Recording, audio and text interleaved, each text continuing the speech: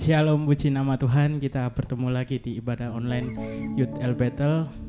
Sebelum kita memulai, mari kita satukan hati kami, Tuhan. Kami akan memuji dan menyembah-Mu, Tuhan. Kami hanya meninggikan nama-Mu, Tuhan. Berkatilah kami, Tuhan, ibadah kami, Tuhan. Satukan hati kami, kuduskan hati kami, Tuhan. Terima kasih Tuhan, terima kasih Tuhan.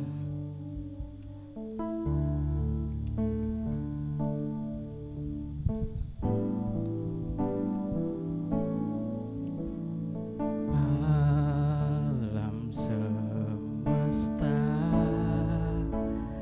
memujikan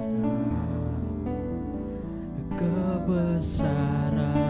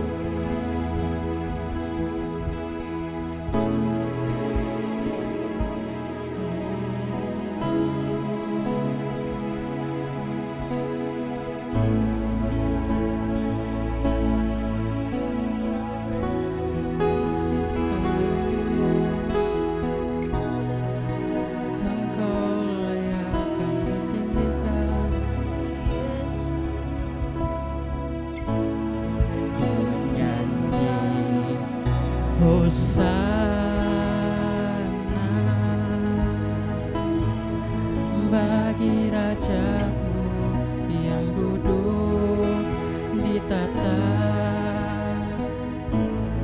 Aku muliakan dan kuagungkan, Kau layak disembah. Ku nyanyi Hosana bagi Rajaku yang dulu ditata. Aku muliakan dan kuagungkan, Kau layak disembah. Ku nyanyi Hosana bagi Rajaku yang duduk ditata. Aku muliakan dan kuagungkan, Kau layak disembah. Oh, ku nyanyi Hosana bagi Rajaku yang duduk ditata. Aku muliakan dan kuagungkan, Kau layak disembah. Kau layak disembah. Kau layak kami sembah. Kau layak disembah.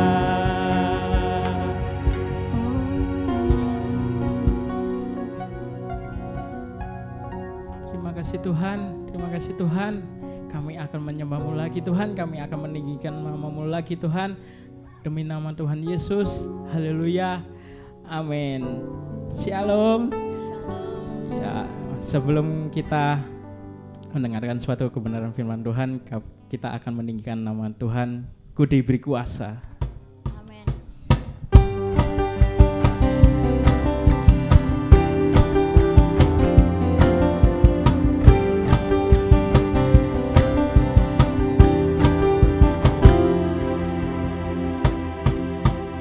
Ku diberi kuasa dari Raja mulia, menaklukkan musuh di bawah kakiku.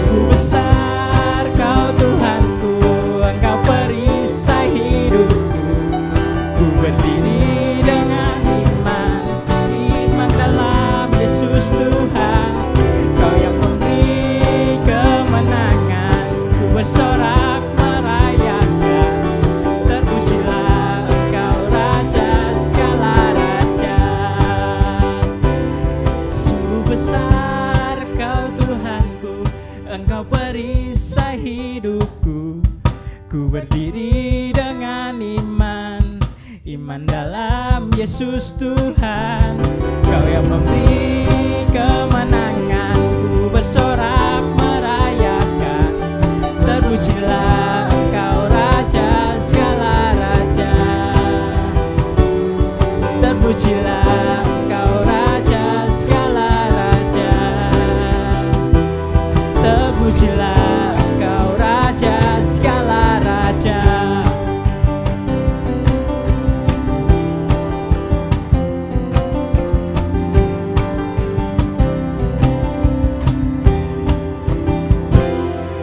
Puji nama Tuhan.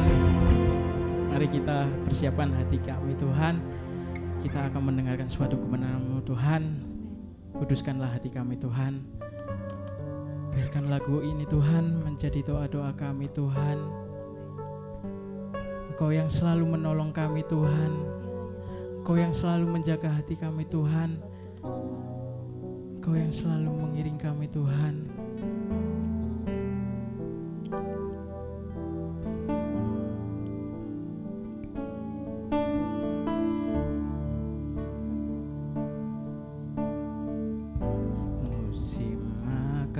Selalu berganti,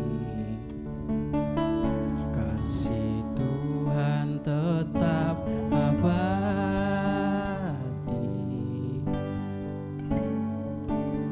tak akan berubah sampai selamanya.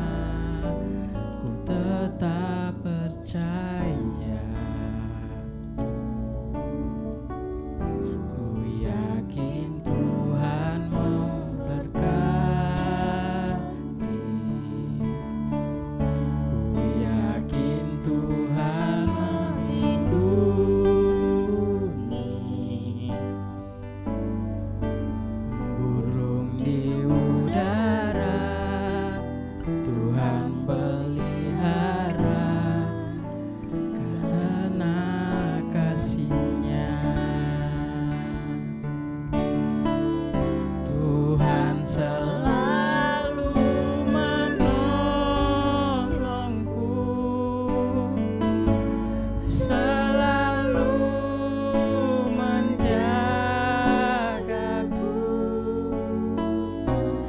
Sehelai di rambutku tak akan terjatuh tanpa seizin-Mu.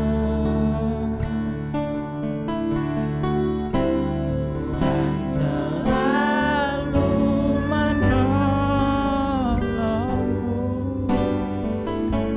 selalu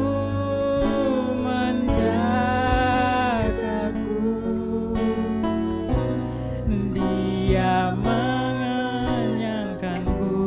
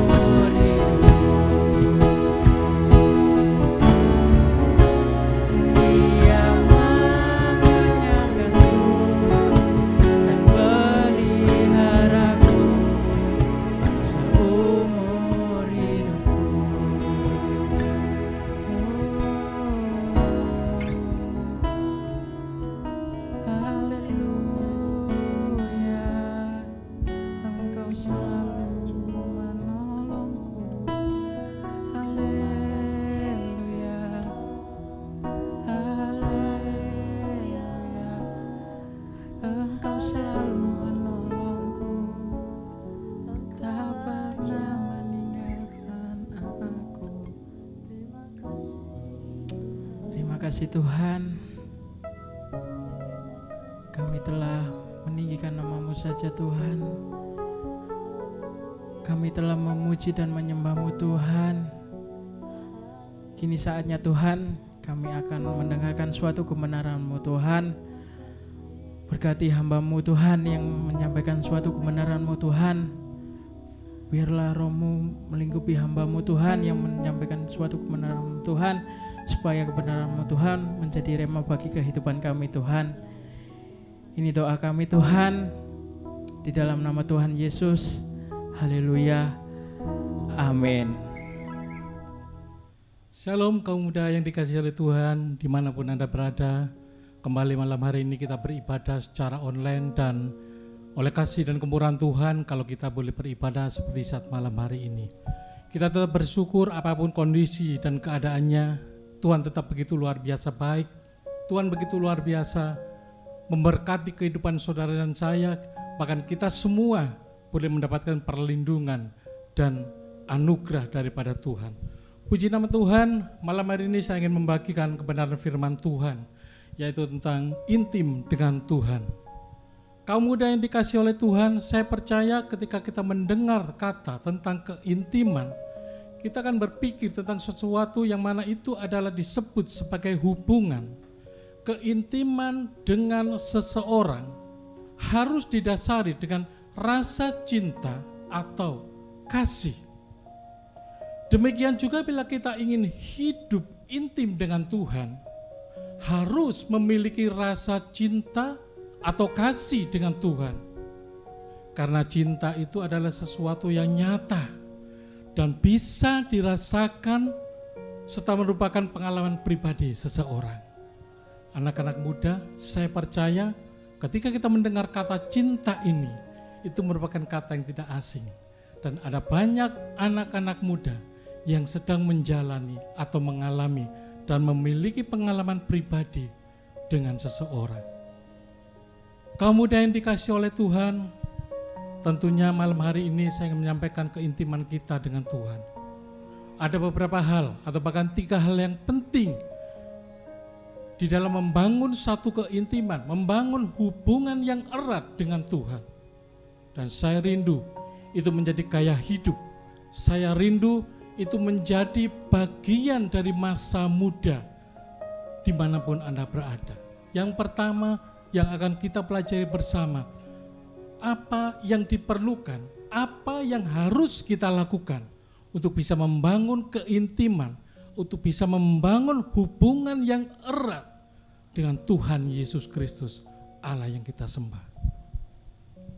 Yang pertama, coba kita buka Alkitab kita, firman Tuhan di dalam Ibrani pasal yang ke-11 ayat yang ke-6. Sekali lagi, Ibrani pasal 11 ayat yang ke-6. Demikian bunyi firman Tuhan. Tetapi tanpa iman tidak mungkin orang berkenan kepada Allah. Sebab barang siapa berpaling kepada Allah, ia harus percaya bahwa Allah ada dan bahwa Allah memberi upah kepada orang yang sungguh-sungguh mencari Dia. Iman membuat kita berkenan kepada Allah. Kenapa dibutuhkan satu iman yang luar biasa supaya kita memiliki suatu hubungan yang intim, hubungan yang erat dengan Tuhan? Di sini dikatakan tetapi tanpa iman tidak mungkin orang berkenan kepada Allah. Hubungan saling mengasihi, hubungan yang intim, hubungan yang erat harus diawali dengan sesuatu di mana satu sama lain saling mengenal, dan itu bisa kita dapatkan ketika kita memiliki iman yang luar biasa. Tanpa iman tidak mungkin orang berkenan kepada Allah. Dan ketika kita tidak berkenan kepada Allah, mustahil kita bisa menjalin suatu hubungan yang intim dengan Tuhan Allah kita. Iman membuat kita berkenan kepada Allah. Iman membuat kita belajar tentang standar daripada Tuhan. Tanggung jawab yang Tuhan berikan kepada kita tidak bisa kita lakukan dengan kekuatan kita sendiri. Saya mau katakan, kita perlu pertolongan Tuhan supaya kita tidak mengalami kegagalan. Kaum muda yang dikasihi oleh Tuhan dimanapun Anda berada. Tetapi yang menjadi pertanyaan kita malam hari ini, seberapa besar iman kita, iman percaya kita kepada Tuhan Allah kita. Karena itu akan membuat bagaimana hubungan kita dengan Tuhan. Sekali lagi firman Tuhan tadi mengatakan, tanpa iman tidak mungkin orang berkenan kepada Allah. Sedikit saja imanmu berkurang, percayamu berkurang kepada Allah, Anda dan saya bisa tidak berkenan kepada Tuhan.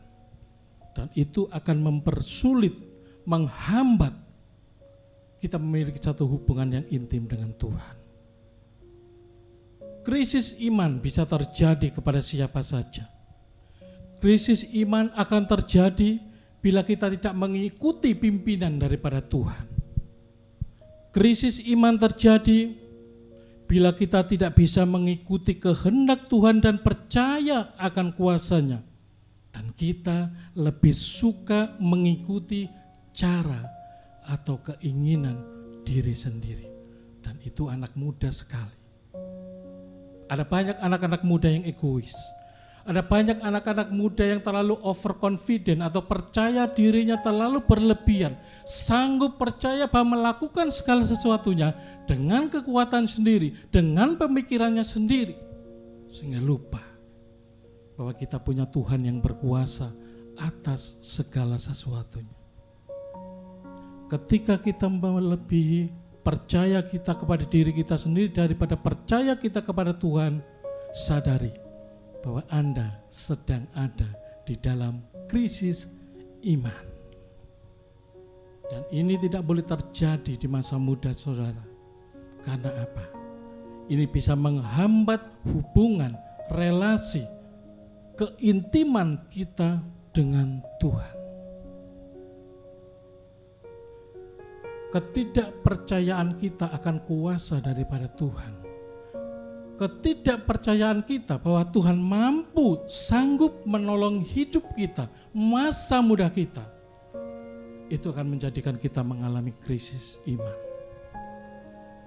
Musa ketika dia dipercaya, ditunjuk oleh Tuhan untuk memimpin bangsa Israel keluar dari Mesir, dia sempat mengalami krisis iman. Dia tidak percaya akan kemampuannya sendiri. Dia melupakan bahwa yang menyuruh, yang mengarahkan dia untuk memimpin Israel pada saat itu adalah Tuhan yang berkuasa. Dia mengandalkan kekuatan diri sendiri. Dan dia berkata, Tuhan, aku ini apa? Aku tidak bisa, aku tidak mampu. Dia mengalami kesulitan. Dia berpikir dengan pola pikirnya sendiri. Dia jalan dengan caranya sendiri, dan dia merasa tidak sanggup. Krisis iman terjadi juga pada Musa.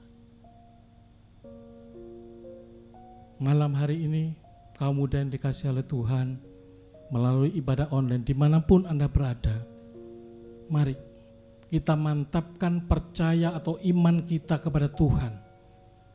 Masa muda bukan masa yang mudah untuk kita lalui. Masa muda adalah bukan masa yang mudah untuk kita jalani. Ada banyak tantangan, ada banyak halangan, ada banyak batu-batu terjal yang akan menghalangi langkah-langkah kita.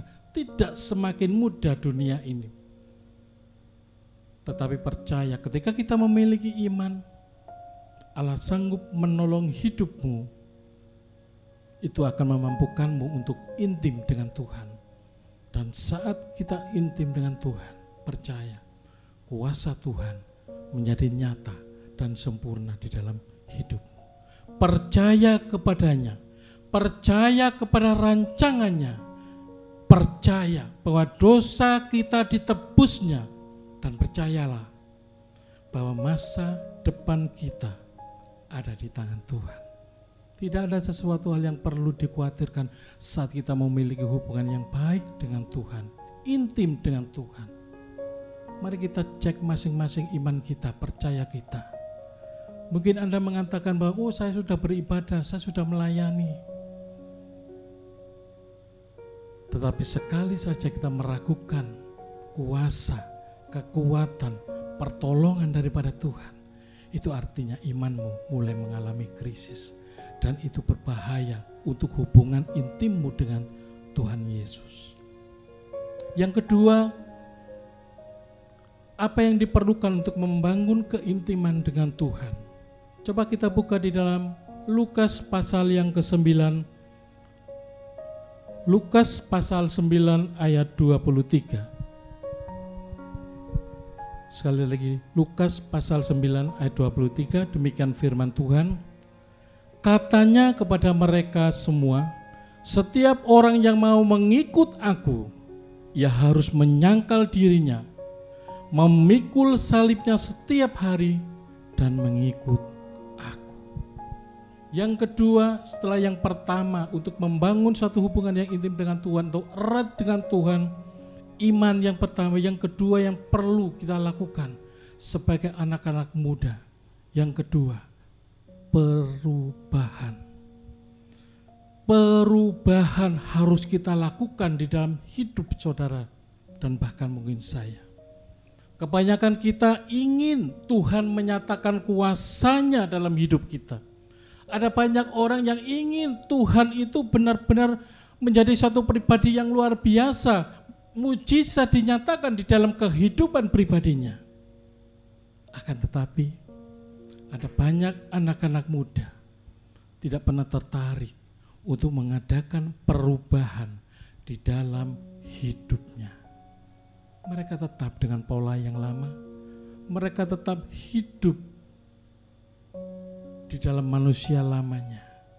Ini juga yang menghambat kita bisa membangun suatu hubungan yang intim. Keeratan kita dengan Tuhan akan menjadi terhalang. Setiap Tuhan memberikan tugas atau berjanji kepada seseorang, saya mau sampaikan kepada anak-anak muda dimanapun Anda berada, Tuhan perlu merubah orang tersebut. Merubah orang tersebut kehidupannya sesuai dengan tujuan dan kehendak Tuhan, bukan tujuan dan kehendak Anda dan saya. Setelah terjadi perubahan pada orang tersebut, orang yang ditunjuk, orang yang berhak mendapatkan janjinya, baru Allah bisa melaksanakan apa yang menjadi kehendaknya. Ada banyak contoh di dalam Alkitab orang-orang yang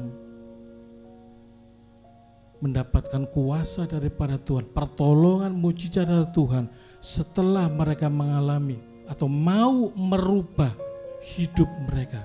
Seperti yang pertama tadi saya contohkan, Musa.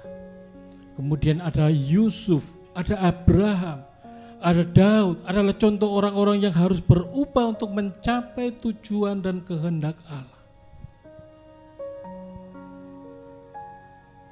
Ubah cara pandang kita.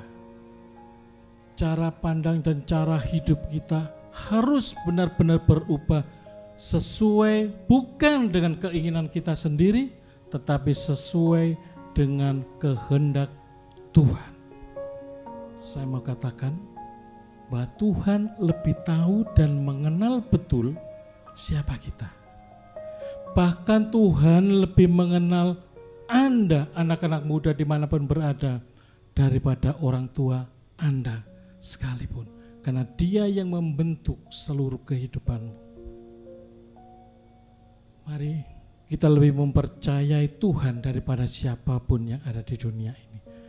Artinya bahwasanya Tuhan sanggup menyatakan kuasanya saat kita juga membuka hati, mengubah hidup kita sesuai keinginan dan kehendak daripada Tuhan. Setiap orang yang mau mengikut aku, ia harus menyangkal dirinya, memikul salibnya setiap hari dan mengikut aku. Itu adalah perubahan-perubahan yang harus kita lakukan. Lebih banyak menyangkal diri kita sendiri. Ketidakmampuan kita serahkan kepada Tuhan. Biar Tuhan yang mengubah hidup saudara dan saya. Sekali lagi, ada banyak orang yang ingin Tuhan menyatakan kuasanya di dalam hidupnya, tetapi tidak mau berubah, menuruti sesuai dengan kehendak Tuhan. Ada banyak orang yang ingin atau rindu, Tuhan, aku rindu nyatakan kuasa-Mu di masa mudaku, tetapi tidak pernah terjadi. Kenapa? Bukan salahnya Tuhan, tetapi kenapa? Karena kita tidak pernah mau mengubah diri kita, mengubah cara pandang kita, mengubah iman kita, mengubah cara percaya kita kepada Tuhan. Kita hanya lebih senang memiliki keinginan-keinginan diri kita sendiri, melakukan apa yang kita mau. Allah tidak mau seperti itu. Malam hari ini, kalau engkau ingin atau rindu membangun keintiman dengan Tuhan, sekali lagi harus ada perubahan di dalam hidupmu. Tidak hanya hidup anak-anak muda, setiap orang-orang percaya yang memiliki kerinduan untuk bisa dekat dengan Tuhan, untuk memiliki satu hubungan yang intim dengan Tuhan, Anda dan saya harus berubah. Berubah cara pandang kita, berubah cara berpikir kita, berubah cara melakukan kita terhadap sesuatu. Semuanya harus sesuai dengan apa yang menjadi kehendak daripada Tuhan. Belajar akan kehendak Tuhan menjadikanmu bisa lebih semakin erat dekat dengan Tuhan. Yang ketiga, kita buka di dalam Yohanes pasal yang ke-14 ayat yang ke-15.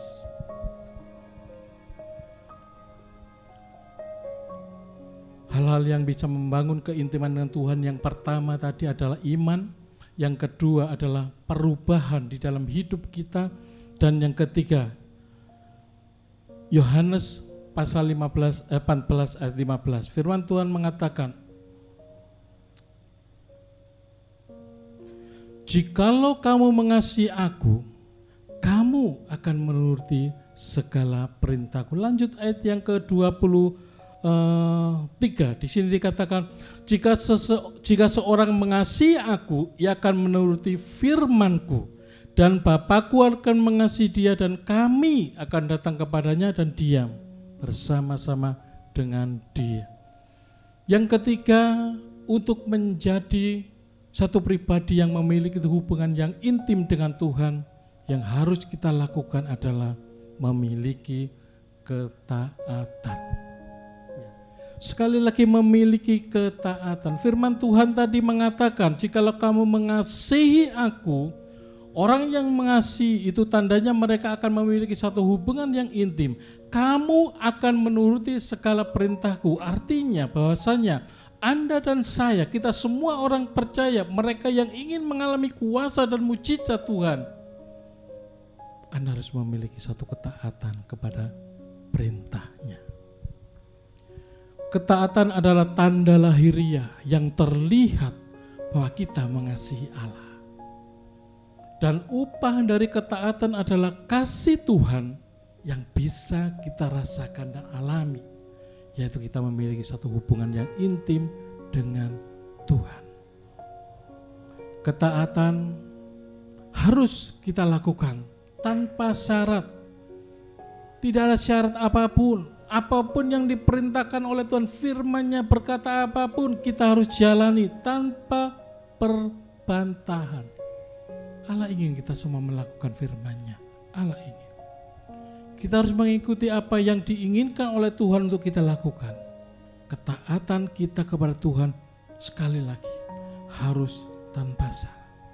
Harus tanpa perbantahan.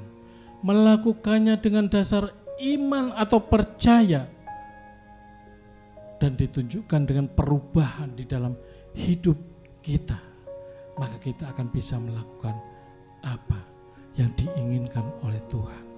Dalam situasi dan kondisi apapun, kita tetap harus taat kepada apa yang menjadi kehendak dan apa yang menjadi perintah daripada Tuhan Allah kita.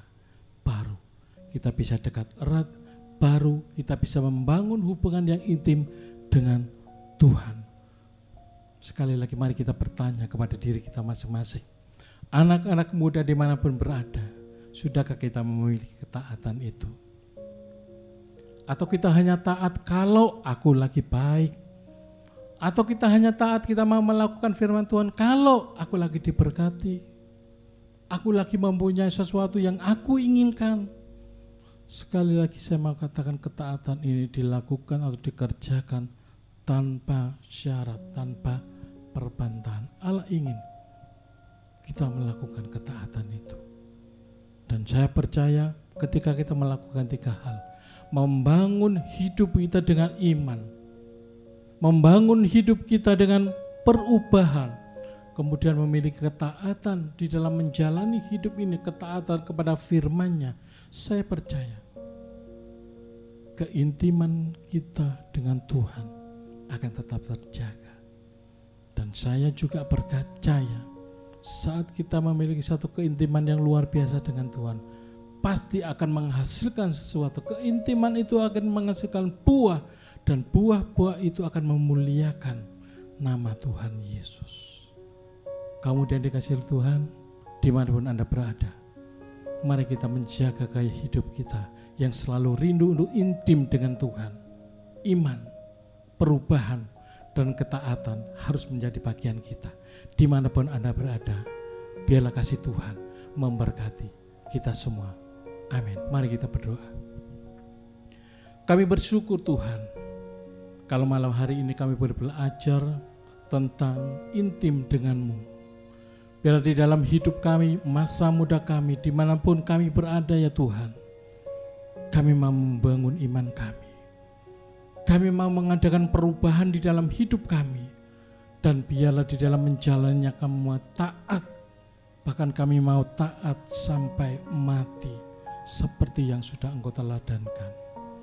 Biarlah firman Tuhan malam hari ini boleh menjadi kekuatan kami, boleh menjadi sandaran masa muda kami. Kami mau menjalani masa muda kami sebagai masa muda yang menyenangkan hati Tuhan. Terima kasih Tuhan Yesus, terima kasih Roh Kudus. Hamba-Mu berdoa buat anak-anak muda, terutama GPPS El Bethel Surabaya, dimanapun mereka berada. Tuhan memberkati masa muda mereka. Tuhan memberkati pelayanan mereka. Tuhan memberkati studi mereka. Tuhan memberkati cita-cita, bahkan Tuhan memberkati cinta mereka. Dimanapun anak-anak-Mu ini boleh berada, Tuhan pakai. Dan biarlah mereka boleh menjadi saluran berkat, nama Tuhan dipermuliakan. Terima kasih Tuhan Yesus, terima kasih Roh Kudus. Mari kaum muda dimanapun kau berada, angkat tanganmu. Haleluya.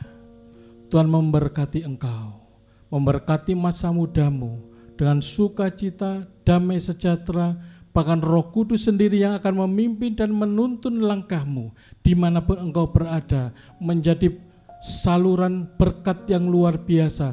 Dimanapun engkau berada yang menjadi alat untuk memuliakan nama Tuhan, diberkatilah pekerjaanmu, diberkatilah pelayananmu, diberkatilah masa mudamu, diberkatilah cita-cita dan cintamu, juga diberkatilah kedua orang tuamu, diberkatilah apa yang menjadi usahamu dan engkau kerjakan di dalam nama Tuhan Yesus dibuat berhasil.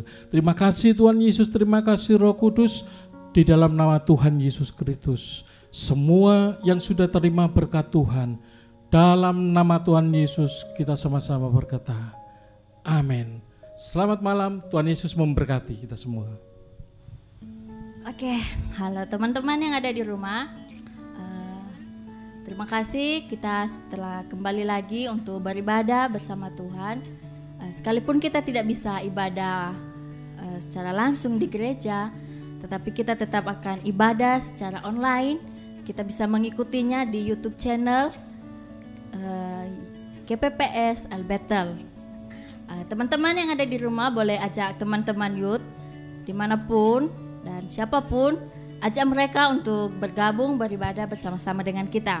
Nah, teman-teman yang ada di rumah yang sedang menyaksikan ibadah online Pemuda GPPS El Bethel, ibadah kita dalam sebulan ada 2 kali, di minggu kedua dan minggu keempat. Jadi teman-teman jangan lupa ya, ajak teman-temannya sebanyak-banyak mungkin. Kita akan diberkati oleh kebenaran firman Tuhan. Dan juga teman-teman yang ada di rumah, jangan lupa datang ibadah setiap hari Minggu jam 8 pagi. Jadi teman-teman, mari kita bersama-sama maju. Mari kita bersama-sama bertumbuh di dalam Tuhan. Amin. Tuhan memberkati.